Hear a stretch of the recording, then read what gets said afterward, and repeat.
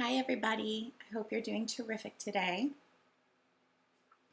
It's your girl, Jenny Lynn, and I wanted to talk today a little bit about pursuing my dreams and goals. Really my dream, I had one dream. But I have subsidiary dreams, so I guess I could say dreams.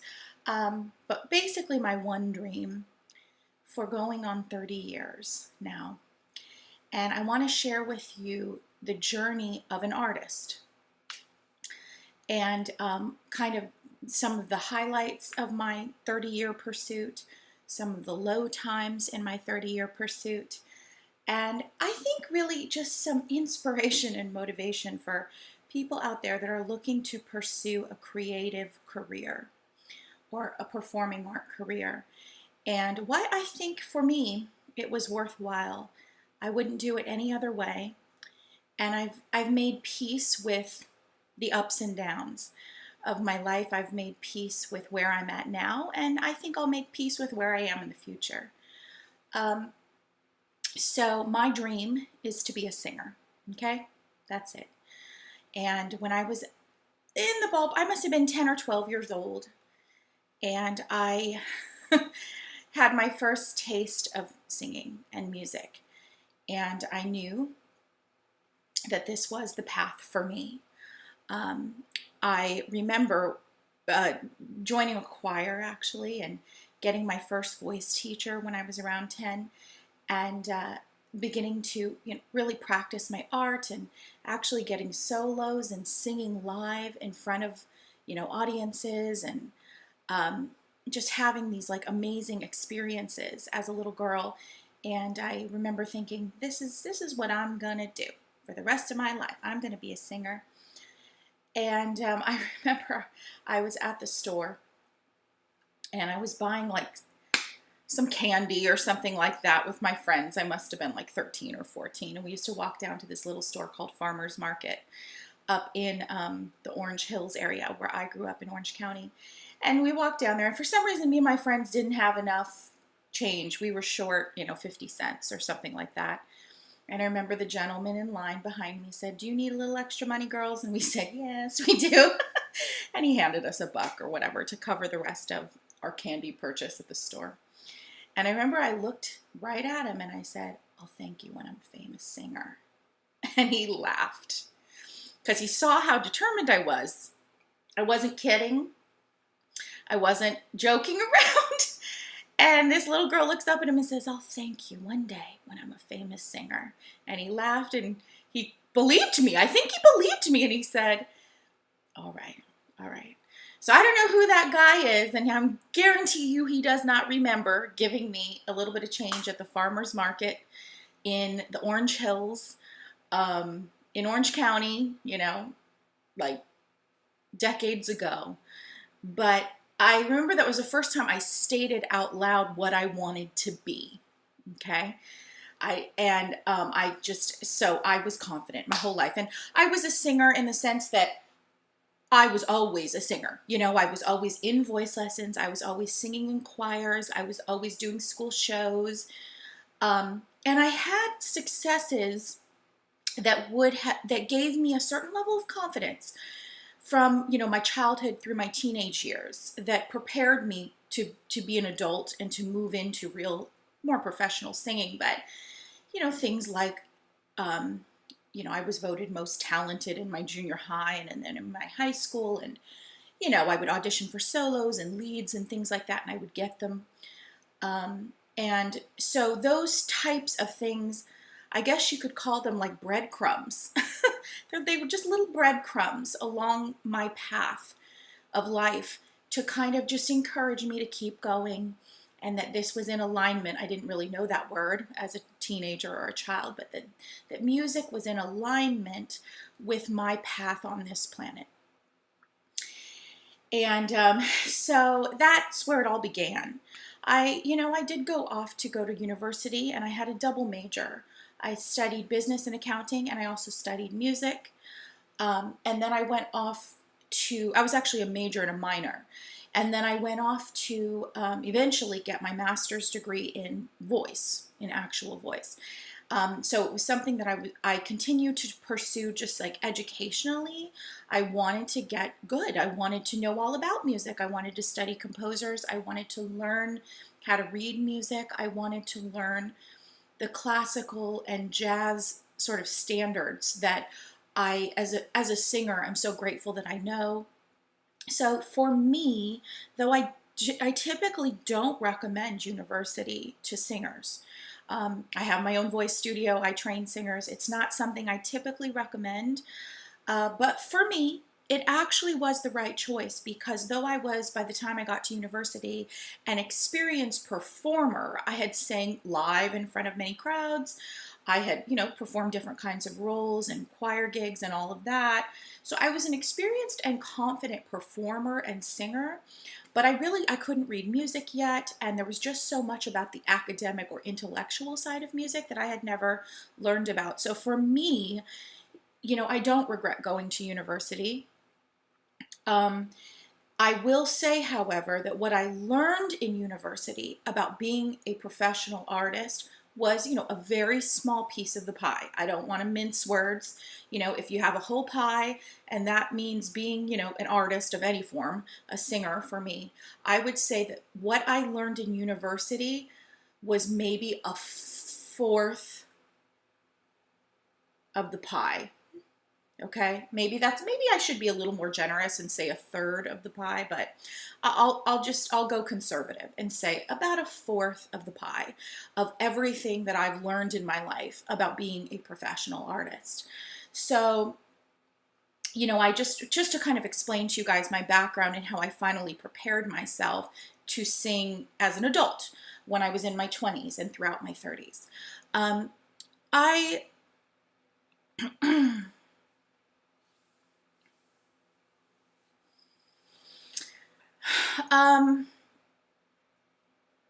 I want to talk, I guess, a little bit about, some failures that I've had as a singer, some really down moments that I've had in my 30-year career. And I want to talk about some of my favorite successes that I've had. So some of the failures that I've endured, I guess I'll get to the more negative stuff first. There were long stretches when I gave up. There were time periods, maybe for a year or so, and I've had more than one, when I didn't really sing. I stopped singing and I just kind of did other things and tried other things and read books and just sort of played around with life outside of the context of being an artist. And I did that because sometimes I just needed a break. Being an artist it's kind of an all-consuming, holistic lifestyle and career. And there's ups and downs, and sometimes I just got tired, and sometimes I just got discouraged. So I've taken some breaks in my career. But ultimately, I always came back to music because it felt like home to me. It's really the only thing I've ever been. That's not true, but one of the only things I've ever really even been good at, I felt. Certainly wasn't an amazing student or academic. I wasn't ever good at sports. That was atrocious. I wasn't, I danced growing up, but I was never this like amazing dancer. I was never going to be like a premier ballerina for sure. I tried many different things. I have other passions in my life, but they were always very small in comparison to my passion for singing and for music in general. So, that's just something that I guess could be a down. I've had performances gone really bad. I remember one time I forgot to eat all day and I was running around and I was singing Carmen from Bizet's French opera. And I realized right before, literally like 2 minutes before I'm about to go on stage, that my blood sugar is crashing and I'm about to pass out. And so I look around, I'm in the backstage, I look around the hallway, and I just happened to see a vending machine. So I pounded a Sprite and was literally like belching before I went on to sing this role. It was horrifying. I've had situations where I was singing the soprano. I was the soprano soloist for, I think it was the Handel's Messiah. And I opened up my music. When you sing oratorio, you typically don't memorize oratorio.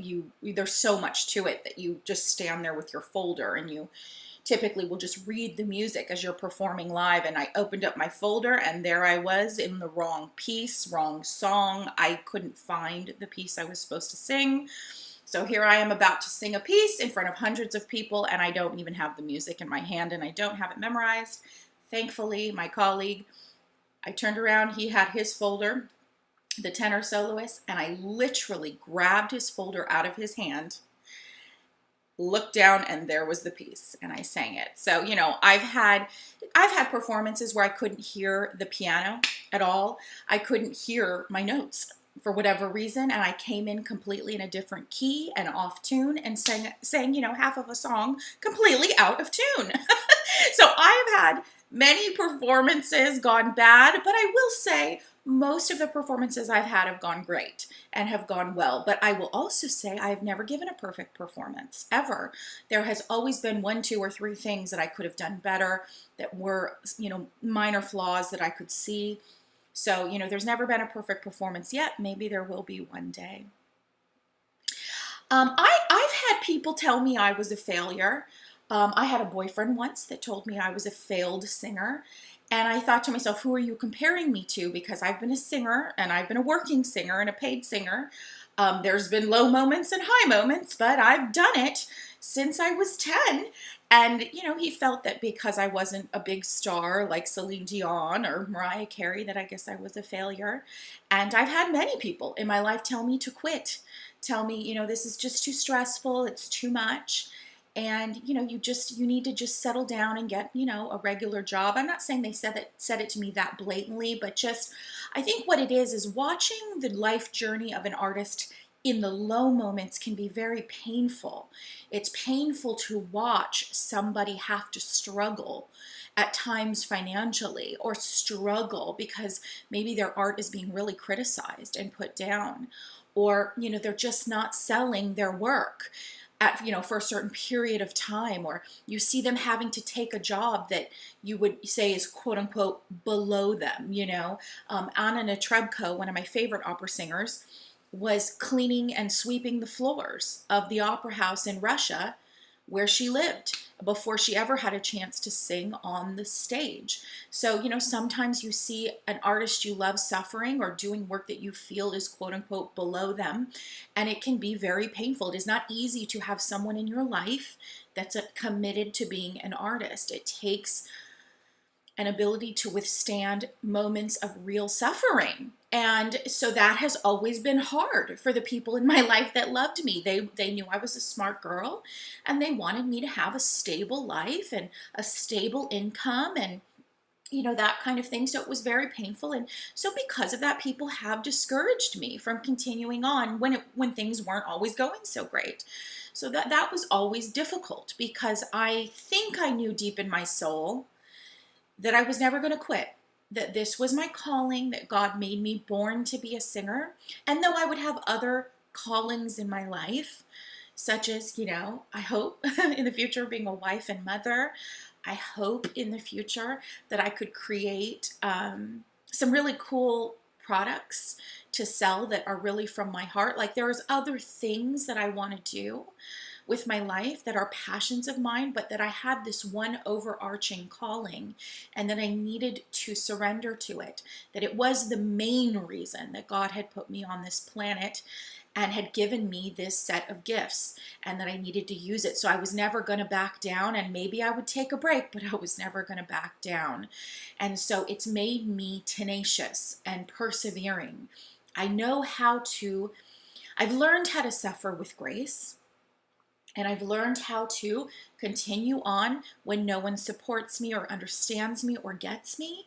And I've learned how to not rely on that. I actually don't need people to tell me I'm a good singer anymore, or I don't need people to tell me I can do it. I know I can do it.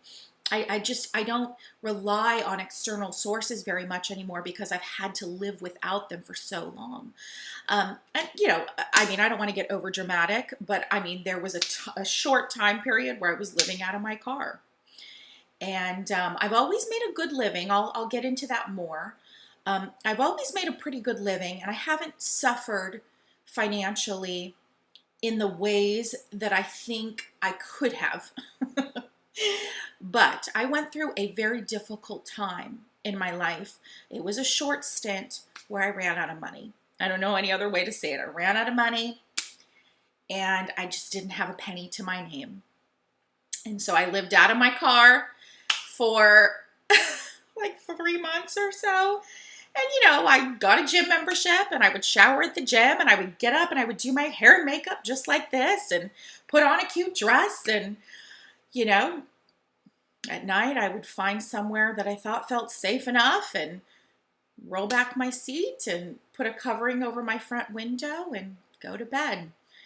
And sometimes I'd cry. Many nights I cried, and there were times when I felt I was losing my faith in God.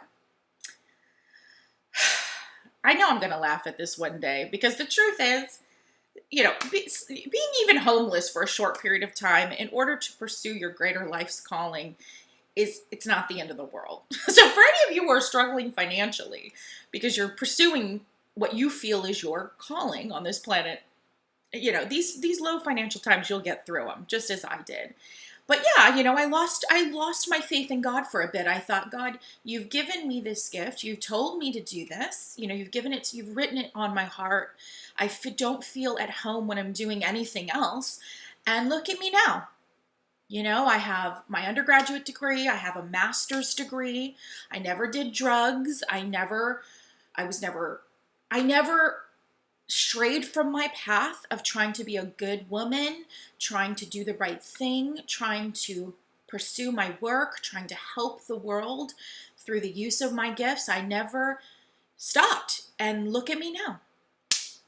I'm living out of my car. So where are you, God? And what is going on? Is I was, so there were many nights that I cried, and many nights that I felt totally alone and totally helpless and hopeless. But then something would happen again. A little breadcrumb would happen. And I would just say, all right, let's keep going. It's a new day. And I learned how to be industrious. I learned how to stretch a penny. I learned how to work jobs that were quote unquote below me in order to make ends meet. I learned how to make money with my gifts in alternate ways other than just singing for money. I learned how to create what I call a brilliant plan B, and I'll talk about that a little more. So, I learned to be resilient, and I learned to be joyful in all things. And I learned that if it doesn't kill you, you'll survive it. As long as it doesn't kill you, you'll survive it. You'll get through it. And as time passes, you can look back and start to smile, maybe get a little teary-eyed at the pain. But eventually, a lot of things in life you can look back and almost laugh. Like, I can't even believe I was in that situation. So I've had some real low moments in my career. But I've also had some really great moments in my career. And maybe to you guys, they won't seem like a big deal. Okay? You'll be like, that was a highlight of her career. But for me, it was. These were moments of just, sometimes they were personal goals, and sometimes they were public goals that were seen and appreciated by the world. But sometimes they were just internal benchmarks that I reached that mattered to me.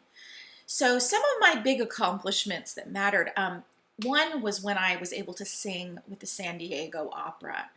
It was a really special time and endeavor in my life. I ultimately decided after singing with San Diego Opera that I didn't actually want to become an opera singer, that it actually wasn't quite the right fit for me.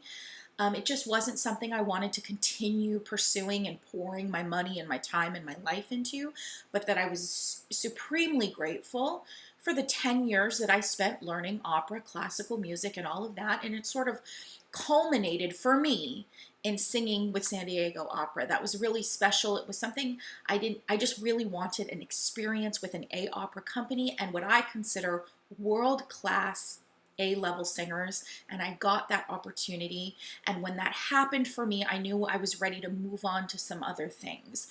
I also, in that time period, I was cast as the lead role in, who's it by? Rusticana Cavalleria, or Cavalleria Rusticana. I can't remember the opera. It's an Italian opera. This is really sad that I had a lead role in this show and don't even remember it. But anyway, for all of you opera lovers out there, you know what I'm talking about. And gosh, how can I not remember the composer? Anyway, I was cast as one of the lead roles, which is Lola, and Lola's sort of the sexy, manipulative, charming. And when they chose me, it was a highlight for me. It was something I just wanted to have a lead role in an opera company.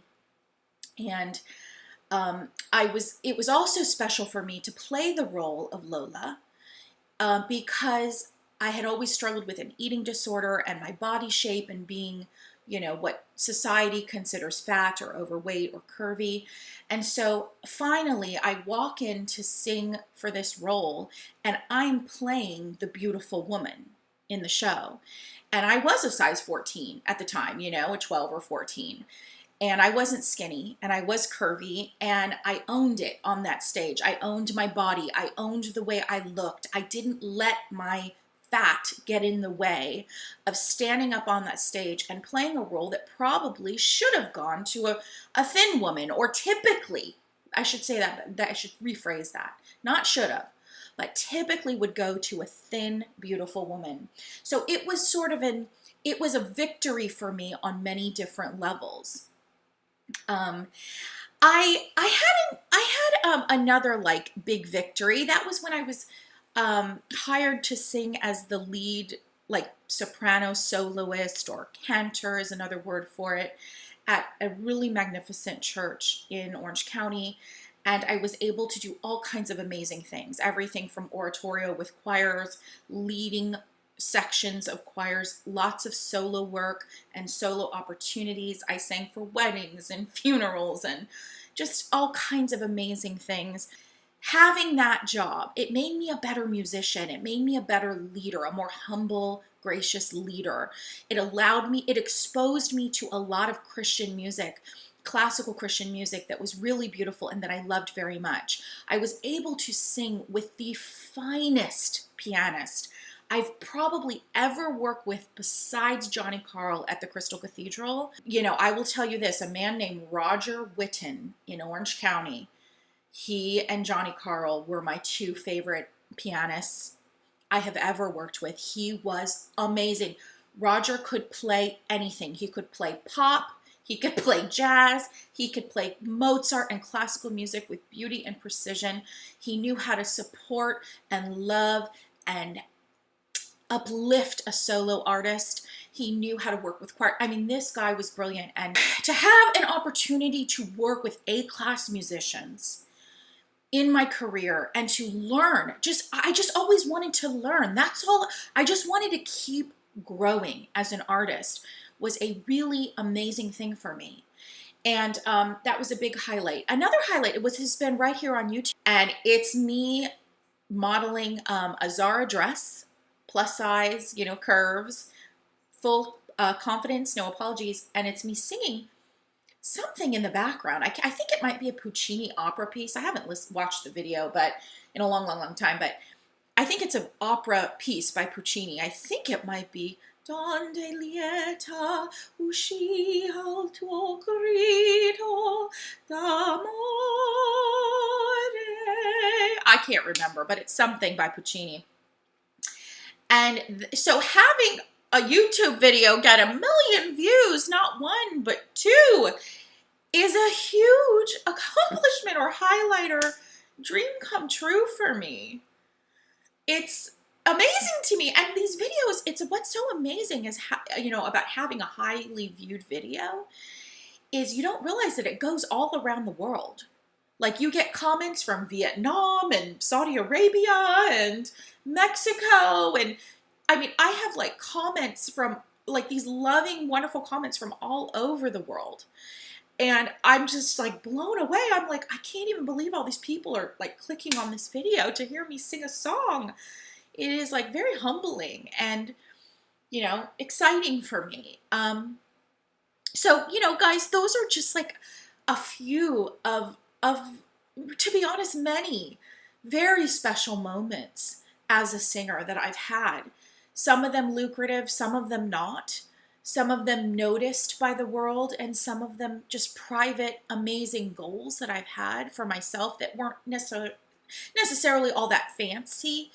But, you know, I think the thread that runs through those highlight moments for me were that there was deep growth within me as an artist during those moments. I felt like I really grew as an artist and a person, and also it was a big boost in my confidence as an artist, like feeling like I could stand a little taller and a little more confidently in the shoes I was in. And it was knowing that I was continuing to make strides towards being the most beautiful voice that I'm capable of having. You know, I used to sometimes say, I wish I could be one day the most beautiful voice in the world. And then I hear Jane Monheit, and I'm like,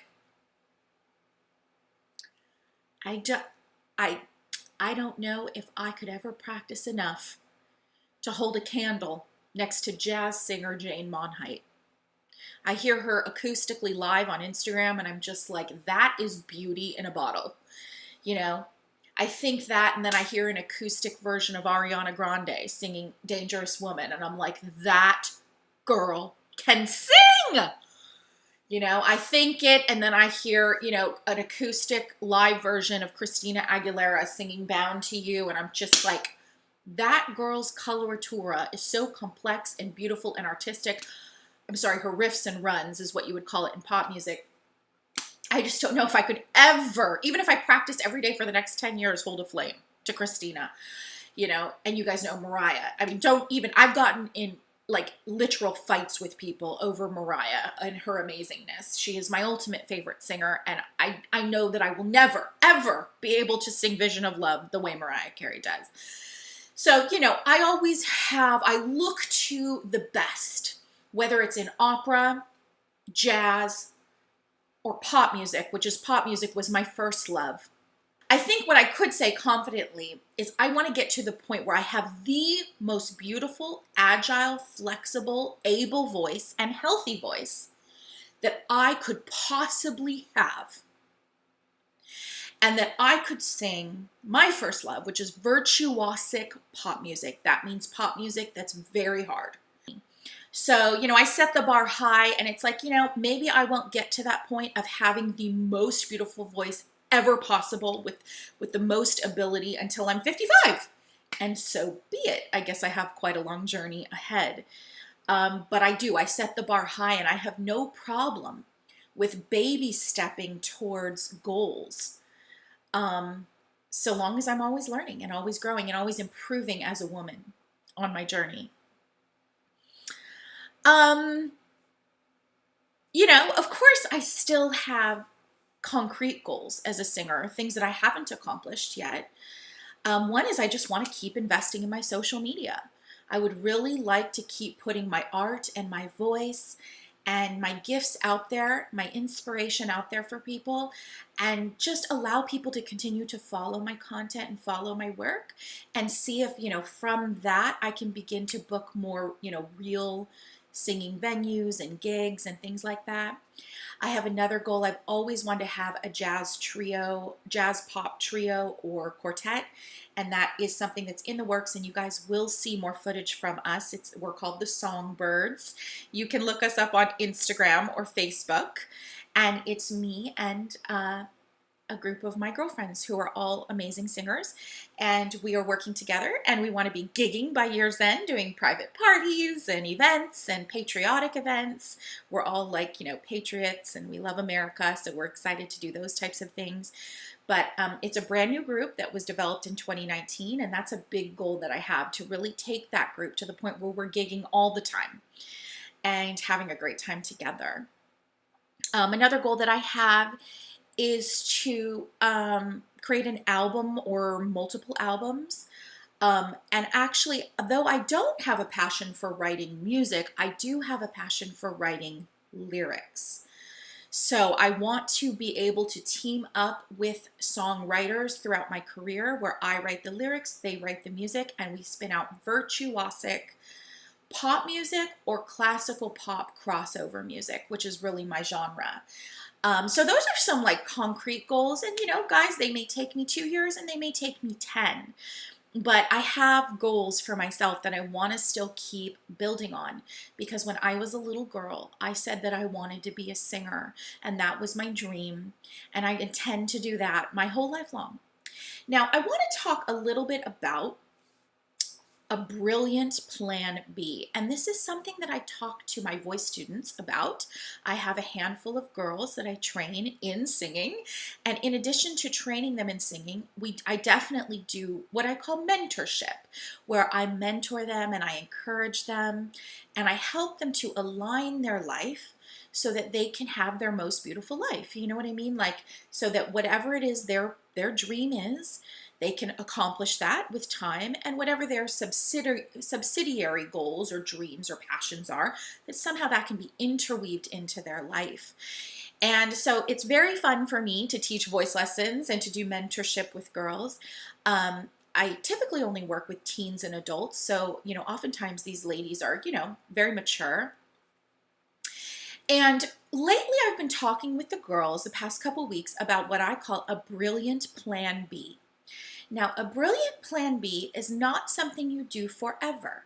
Like, it is understood, it is accepted and understood that your brilliant plan B, though it may be very fun, though you may make very good money from your brilliant plan B, and though it will probably enhance you in so many ways, because it's always to your benefit to be good at anything, to make money at anything. It's always good for you.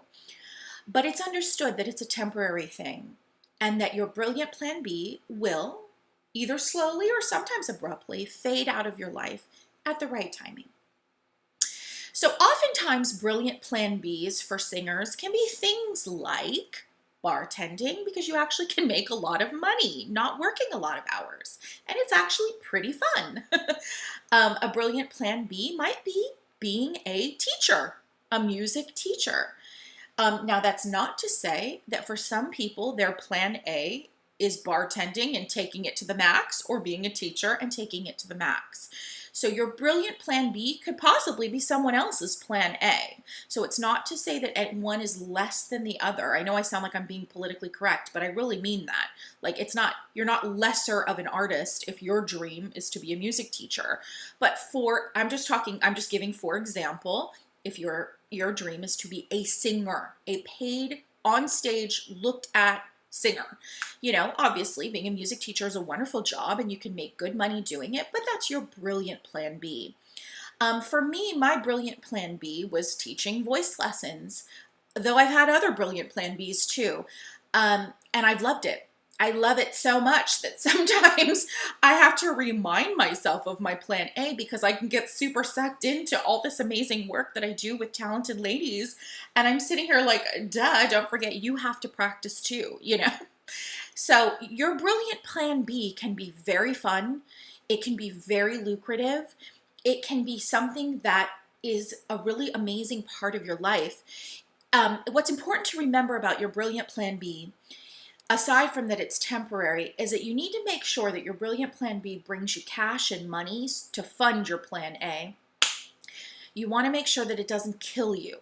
So if your plan A is to be a singer and then you go to law school, that's not a great brilliant plan B, because law school is going to put you in debt, and it's going to put you in working, 40 to 80 hours a week, and you're never going to have time to address your plan A, your dream. So brilliant plan Bs need to be relatively easy to get to. You need to have a sense of talent and gifting in it so you can make money. They need to be lucrative. You need to be able to make money doing it.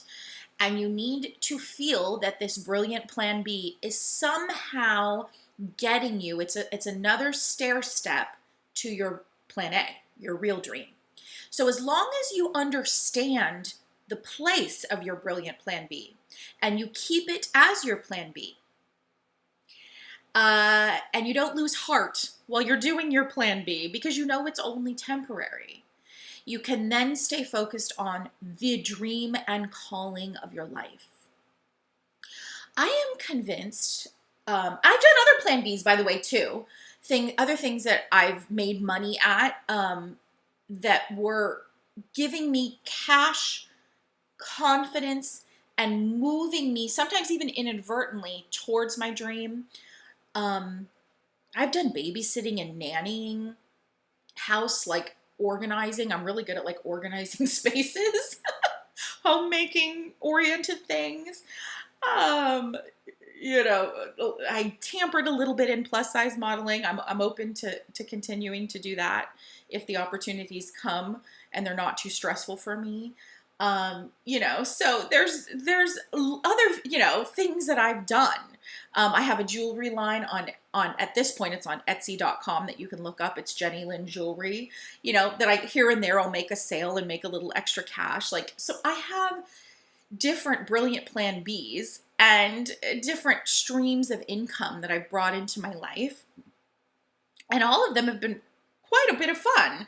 And, but yes, I need to keep it straight. Keep it straight. What's your dream? Where are you going? And I am patient. I am patient. You know, I learned that he who chases two birds catches none. So even, you know, you've got to keep your eye on the ball of your goal, your dream. You have to be committed to never giving up. At least me. I shouldn't even put that on people. I'm never giving up. Never. When, Jenny Lynn, will you give up? Never. Jenny Lynn, what if you're 45 years old? Never. Jenny, what if you're a mother for a few years and you just don't have time to sing? I'll find a way. I'll find a way. Because I will never give up singing. I will, as long as you see me on this planet, I will be singing. And as long as you know me, I will be improving my art. And that constant work and improvement in my art is never ending. It's such a challenging endeavor, and I love that. I love that I'm never bored because there's always a flaw in my voice of which I could fix, or there was always something in a song that is difficult for me to sing that I need to work on. It just never ends. And so it creates, I'm very interested in life. I'm always like motivated and excited and interested because I always have these challenges ahead of me. And I'm okay with the fact that sometimes these challenges take longer to overcome or to fix. So, you know, I think at the end of the day, you know, he who chases two birds catches none. It's important to understand that even though you may be bartending as your brilliant plan B, you're not chasing two birds. You're not chasing bartending and being a singer. You're doing bartending in order to get to your singer. You are doing, maybe you start a house cleaning service. It's a little business and you do that. And you know, your goal is to make enough to support yourself and to support your singing. Or maybe you're a full-time wife, which is a very honorable career, or a full-time mom, and you're putting a lot of energy into your husband's career and your children because you're trying to create some space and some cash flow so that you can get back to what you're meant to do, which is your plan A and your dream. So there really is this wisdom about not chasing too many ducks because you're not going to catch it. You can't catch 2 or 3 ducks at the same time. So even though it may look like in my life, sometimes it looks like I'm a little all over. It's like, I'm not.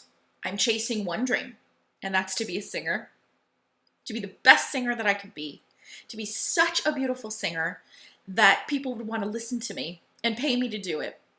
And everything else in my life is my sort of brilliant plan B way of funding it and getting there. Becoming a singer has been very expensive. I have spent so much money on voice lessons, coaching, my college education. I mean, it's expensive to be an artist. If you're committed to mastering your art and actually giving the world an amazing piece of art, it takes years of work. It takes help and mentorship and guidance from brilliant artists above you. It takes time to unfold. Nothing is ever in the arts is ever done overnight, ever. You hear Mariah Carey hit the scene, at 18, 19, 20, 21 with her first album with Tommy Mottola. But what you don't know is that she was sitting on the backstage at the Opera House at the New York City Opera, listening to her mother, singing Italian, German, and French since she was a little girl. That she had been taking lessons with her mother, who is a professional opera singer, since she was a child. Like, no one saw the decade of work that she put into preparing herself to launch as a pop artist. So, only professional artists really know that kind of grind. It just keeps going. And so I find that many people talk about being a professional artist or a performer, but really not many of them have the heart to do it. They're not willing to go for something for 10, 20, 30 years. They're not willing to endure the hardships or to come up with a brilliant plan B that's going to get them to their plan A. So yeah, do I believe in plan Bs? Sure, but plan Bs are temporary. I don't settle in on any plan Bs because I have one dream and one goal. And I told that guy at the supermarket what it was. I don't know if I want to be famous. I mean, I love my privacy, but we'll just say a singer. I told him I was going to be a singer, and I told him one day I'll thank you. And I meant it, and I stuck to it. And it's been a beautiful ride. Life is brutal. It's brutal and it's beautiful. And it's been at times brutal, and most of the time it's been beautiful. And I'm just so grateful that I didn't give up. I think, to be honest, it wasn't even me. It was something inside of me. It was God picking me up every time I fell, and every time I said, I'm done, God, I'm done. I'm not doing this anymore. I uploaded this YouTube video, Merry Christmas, Darling. I bought a new dress for it and everything, and only 500 people saw it. I'm not doing this anymore. Nobody cares, and no one cares. I'm not making the world any better because I'm trying to sing this beautiful music. And it was like he supernaturally kept picking me up. He kept putting me in alignment with music. He kept giving me those little breadcrumbs of encouragement just to keep going. It was like, I know that he was orchestrating this supernaturally. So I often find in life that when we have a purpose or a calling, and sometimes it isn't fancy and sometimes it is a very honorable calling to say, I want to, start a handbag line, and I was meant to create beautiful handbags. It's a very honorable calling to say I was meant to be a mother and a wife. Like, I wasn't meant to have a career. This is my career. It's very honorable to say I want to be, a piano teacher. I don't want to be a performer. I want to be a piano teacher. These are all honorable things. And you will find that if you believe and surrender to and know within your heart that calling and that purpose that you have, whether it be fancy or simple, that God will continue to supernaturally align you with that path.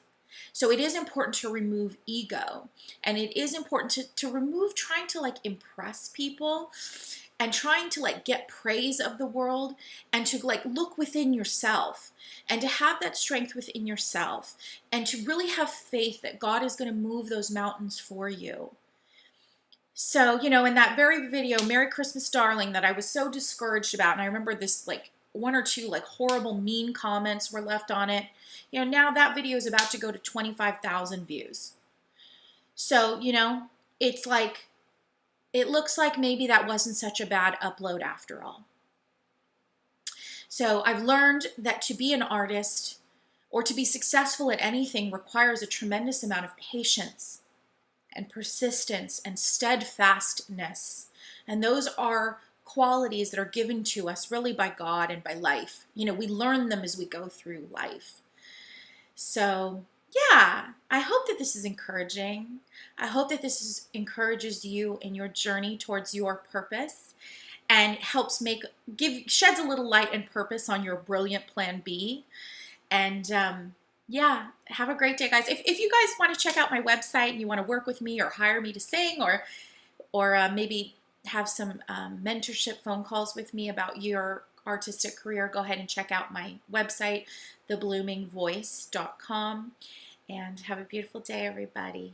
Bye.